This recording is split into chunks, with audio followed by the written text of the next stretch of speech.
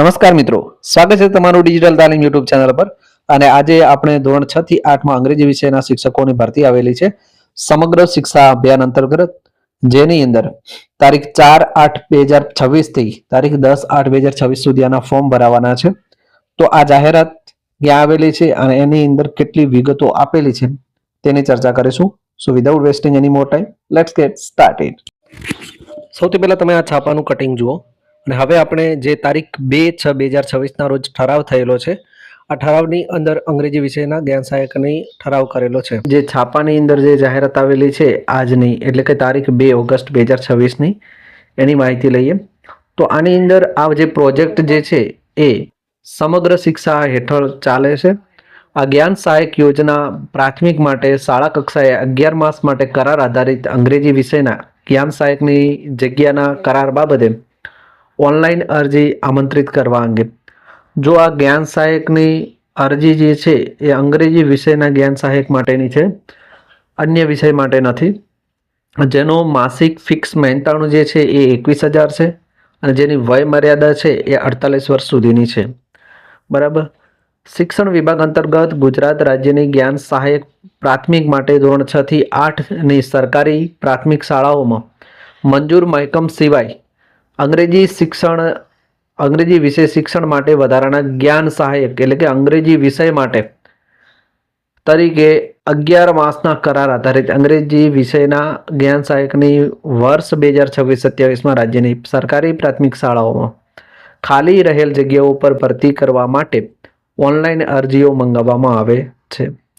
ઉપરોક્ત જગ્યાઓ માટે ઉમેદવારની વય મર્યાદા ઓનલાઈન અરજી કરવાની છેલ્લી તારીખ સુધીની રહેશે. એટલે કે અહીંયા જે જ્ઞાન સહાયકની આ યોજના જે છે એ ભાષાના જે શિક્ષકો છે 6 થી 8માં, એના સિવાય અલગથી અંગ્રેજી વિષયના જ્ઞાન સહાયકની આ અરજી છે. અને આના માટે તમારી વય મર્યાદા છે એ 48 વર્ષ સુધી પણ તમે આનું ફોર્મ ભરી શકો છો.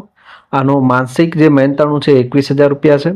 અને આની ઓનલાઈન ભરતી જે ફોર્મ ભરાવાના ચાલુ થશે એ 4/8/2026થી ચાલુ થશે. આગળ જોઈએ આપણે. ઉમેદવારે માટે નીચે જણાવેલ વેબસાઇટ પર ઓનલાઈન અરજી કરવાની રહેશે. વેબસાઇટ હું તમને અહીંયા ટેગ કરી દઈશ. ઉમેદવારે અરજી કરતા પહેલા વેબસાઇટ પર મૂકેલ ઉક્ત જગ્યાઓ માટેની આવશ્યક લાયકાત, વય મર્યાદા, નિમણૂકનો પ્રકાર અને મહેનતાણા અંગેની સૂચનાઓ માર્ગદર્શિકા પહેલા વાંચી લેવી. આ અરજીઓ રાજ્ય કક્ષાએ, જિલ્લા કક્ષાએ, રૂબરૂ, ટપાલ કે કુરિયર દ્વારા સ્વીકારવામાં આવશે નહીં. તદુપરાંત આવી મોકલેલ અરજીઓ માન્ય ગણાશે નહીં.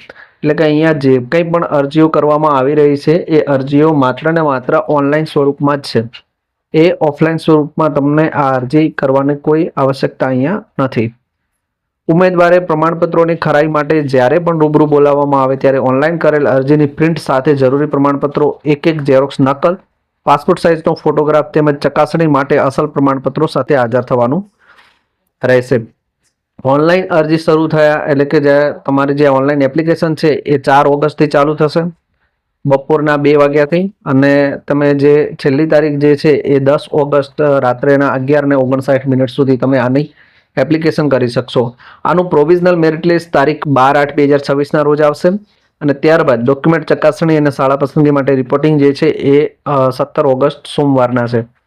અંગ્રેજી વિષયના જ્ઞાન સહાયક માટેની જે લિંક છે એ freegyansahayak.ssgujarat.org પરથી તમે આની એપ્લિકેશન કરી શકશો. આશા રાખું છું કે આ વિડીયો તમને પસંદ આવ્યો હશે. તો જો તમને આ વિડીયો પસંદ આવે તો વિડીયોને લાઇક કરી દેશો. ત્યારબાદ આપણી ચેનલ પર નવા આવે તો સબસ્ક્રાઇબ કરી બેલ આઇકન પ્રેસ કરી ઓલ નોટિફિકેશન ઉપર જરૂરથી સેટ કરી દેશો. અને ડિટેલની અંદર એડવર્ટાઇઝમેન્ટ 4 ઓગસ્ટના આવશે એટલે આપણી ચેનલ પર તમને જોવા મળશે. ત્યાં સુધી keep learning and keep exploring.